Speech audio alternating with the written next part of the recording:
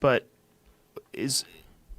ultimately, is it making people happier right now? Most technology, I would say no. In fact, you and I were talking about social media before this, about just not having Instagram on your phone and not dealing, and you feel better. Yes, I think that one of the issues with social media that's been pointed out by many people is that I think maybe particularly Instagram, people look like they have a much better life than they really do. Right. So by design. Yeah, people are posting pictures of when they're really happy. They're modifying those pictures to be better looking.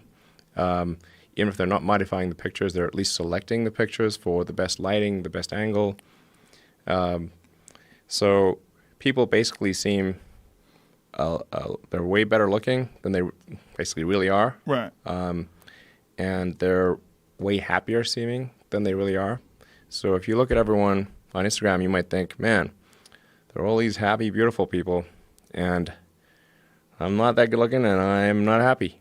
So I must suck, and that's going to make people sad. So when in fact, those people you think are super happy, actually not that happy. Some of them are really depressed. They're very sad. Some of the happiest seeming people, actually some of the saddest people in reality. And nobody looks good all the time. It doesn't matter who you are. No.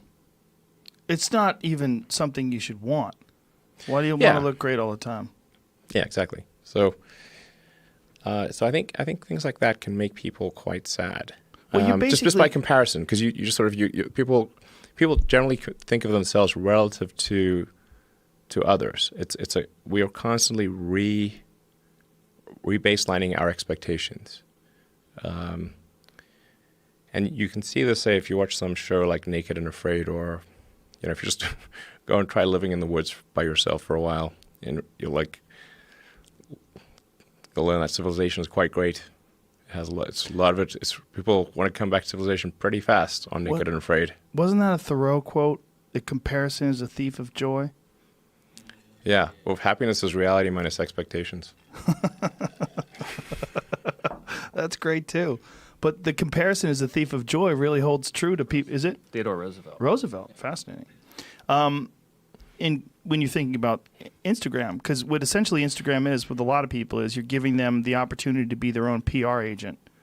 And they always go towards the glamorous, And when anybody does show, hashtag no filter, if they really do that, like, oh, you're so brave. Look at you. No makeup. Yeah. They look good anyway. You look great. What are you doing? Oh my God, you don't have makeup on. You still look hot as fuck. You know what you're doing. I know what you're doing too. They're letting you know, and then they're feeding off that comment section. Ooh, just a little sitting there like it's a fresh stream of love. Like you're getting right up to the source as it comes out of the earth, and you're sucking that sweet emojis. Love water. Emojis. Yeah. A lot of emojis.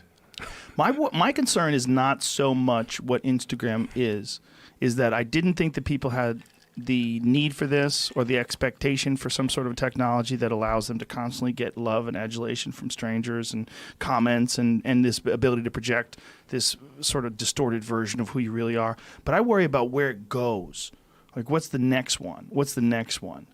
Like, where is it? Is it going to be augmented? Some sort of a weird augmented or virtual sort of Instagram type situation where you're not going to want to live in this real world. You're going to want to interface with this sort of world that you've created through your social media page. It's some next level thing. Go live in the simulation. Yeah, maybe in the simulation. Some Ready Player One type shit that's real. That seems, we have that HTC Vive here, and I've only done it a couple times, quite honestly, because it kind of freaks me out. Sure. My kids fucking love it, man. They love it. They love playing these weirdo games and walking around with that headset on. But part of me watching them do it goes, wow, I wonder if this is like the precursor.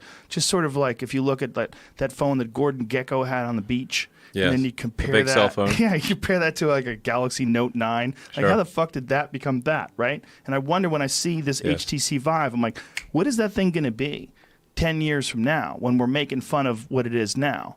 What is it? How ingrained and how connected and interconnected is this technology going to be in our life? it will be, at some point, indistinguishable from reality. Where we'll lose this. We'll lose this. Like you and I are just looking at each other through our eyes. I see Are you, we? you see me. I think, I hope. You think so? I think you probably have regular eyes.